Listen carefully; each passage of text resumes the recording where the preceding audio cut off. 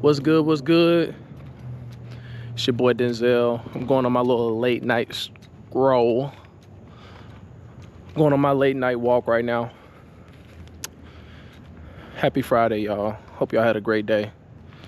It is about 7:10 right now in Texas, in Austin, Texas. I don't know what time it is right now in Saudi Arabia, but tomorrow we have Devin Haney versus Brian Norman Jr. And what's crazy about this fight is that it seems to be overshadowing the fact that David Benavidez is headlining this fight. I want to say off top, shout out to Devin Haney. You know, I'm a huge fan, and here's why. Devin Haney, it seems like every fight he's been in, no matter who the opponent is like, it's personal. Him and his father make it personal every single time. For him not to have known anything about Brian Norman Jr., the way they are with one another, you would think that they've been beefing for a long ass time. You know, the Haneys know how to sell a fight. Now, you might not agree with how they do it because people think that Devin Haney doesn't speak up enough for himself. Either way it go, they both are a topic of discussion. And my thing with Devin Haney is I became more of a fan of him after the Ryan fight. Before the Ryan fight, and even in the Ryan fight, you could not call Devin Haney a runner. Devin Haney was getting beat up pretty bad. And he got up every time, and he stood there and fought. It wasn't until this last fight, all of a sudden, now we want to say he's a runner. His resume, you got to take into consideration his resume. Look at the people he's fought. My bad, y'all, man. You know how they be. I won't be surprised if she call again, but you know, the people that he's fought, his resume, Linares, Jojo Diaz. I'm not even going to throw Kambosos in there, but one thing I will say about Kambosos is that was a big fight. That undisputed fight in Australia, that first one, that was a big fight. That was in another country, in a stadium. You know, that's a lot for a young man to do. You know what I'm saying? Then you got Ryan Garcia, whether how you want to look at it, he was in the ring with him. So when it comes to this Brian Norman situation, you know, he's fighting Brian Norman after his biggest win. Brian Norman goes to Japan, knocks this dude out in extreme fashion. You can't knock, like, that's hard for anybody to do. And this is Devin Haney's first fight, if I'm not mistaken, at 147. So he's coming into Brian Norman's weight class when Brian Norman has already been established in his weight class. Because remember, Brian Norman and Boots Ennis was going back and forth. And they were supposed to fight before Boots Ennis left the division. So, you know, this is not going to be an easy fight for Devin Haney. This one might be harder than the Ryan Garcia fight. But this will be a great fight before he get back in the ring with Ryan. And so I respect that. I like that. And you know, can't take nothing from him. Because as a boxing fan, that's what you want to see. You want to see, you know, your favorite fighter going up against the best. You know, now, let me tell it, I got a bunch of favorite fighters because I just love the sport so much. I can appreciate all the fighters for what they do. I respect them. But this is definitely going to be an interesting fight for Devin Haney. It's going to tell us a lot, a whole lot. If he could take a punch, if he's going to be running, you know, how well is his chin, You know, we seen him get dropped by Ryan. We seen him get wobbly against Linares. We seen it. How can I forget Lomachenko? How can I forget Lomachenko? The thing about Lomachenko when he wasn't able to beat a Matrix in that fight. He wasn't able to beat a Matrix against Teofimo either. You know, if you go back and look at that fight, do I believe it deserved a rematch? Yes, but did Haney win? Absolutely.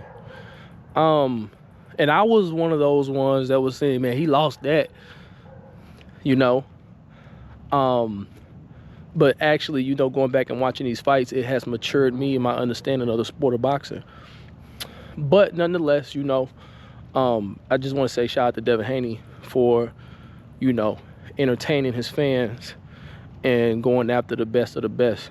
You know, you can hate him, not like him, all you want, disagree with how he do his business, but you can't say his resume and the fighters that he fighting ain't legit, man. He at the top. Adrian Broner even said that. You know, that's just keeping it on some real shit. Now, David Benavidez, Anthony Yard. You know, the first time I ever seen Anthony Yard, you probably seen that viral clip of him with the dude that was training him, and he was throwing some punches at him, and he was blocking all of them up against the ropes. You know what I'm saying? You know, Anthony Yard got a lot of talent. Anthony Yard did get knocked out, but you got to understand, like, the division that David Benavidez is not a glamorous division. They don't have, like, the big-name stars. So, yes, Anthony Yard has lost, but Anthony Yard ain't no joke. I believe that this is the hardest fight since Caleb Plant. And you seen how he did Caleb Plant. We're talking about a big dude with some skills. And David Benavidez got skills. I went to the David Benavidez versus Caleb Plant fight. I was there for that. And I didn't know what to expect.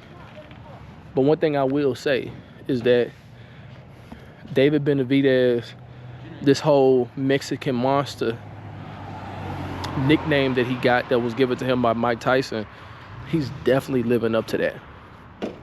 By the way, I just want to apologize for the setting. I am out of town right now. This is not my domain, but, you know, I'll make it do what it do. I do need to be doing better with my boxing content. Because you know why? It's crazy. I was procrastinating, and I was going to make a video about the Chris Eubank and Conor Benn fight that just passed. And I didn't because I was just bullshitting. But my theory on the fight played out exactly how I thought it was going to play out. I thought Chris Eubank was weight drained. And I'm not blaming. Look, Conor Benn did what he had to do. You know, but I think the weight played a huge part in it. You know, if you go back and watch the first fight, you know, I think if he was himself, it could have been the same outcome. Probably could have still went to Conor Benn. You know, it was a close fight. You know, could even been a draw. I think they might be somewhat even. Or maybe it's just with them fighting each other, they just get up a little bit more because it's a father and son, a legacy type deal. But back to David Benavidez. Yes. You know what they say about him, he's your favorite fighter. And I agree. You know, if you really enjoy the sport of boxing, you have no choice but to love David Benavidez. What can you say about him? He is pretty intimidating, and he is a young man at that. I don't even think he in his mid-30s. I want to say he might be 30, you know, but he a solid dude. He a family man, and he about business. And, you know, I can respect a dude like that. But tomorrow's going to be a very interesting day altogether. I'm looking forward to it. I'm watching the fight. Hopefully you watching the fight. we're gonna turn up for it, y'all. If you haven't already, please like and subscribe to the channel, because we're about to have fun with this. You know, I've been on the move, been ripping and running for the past 5 months. I would even go as far as to say 6-7 months traveling, you know, back and forth. I had a lot of things going on as far as me moving and stuff like that. So when it comes to this channel, the focus on boxing and traveling is going to be pretty heavy. Finally back into my own domain, and so now, you know, we can all get comfortable and we can all grow together and build a community that we can all, you know, be able to have these discussions. You know what I'm saying? This channel is definitely going to bring a lot of people together. At least that's what I would want to happen.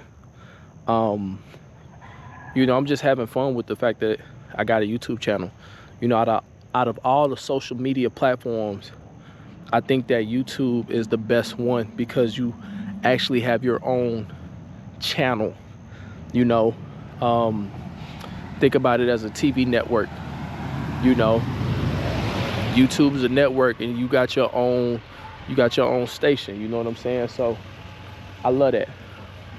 But you know, if you haven't already, please like and subscribe, and we're gonna see you on the next one.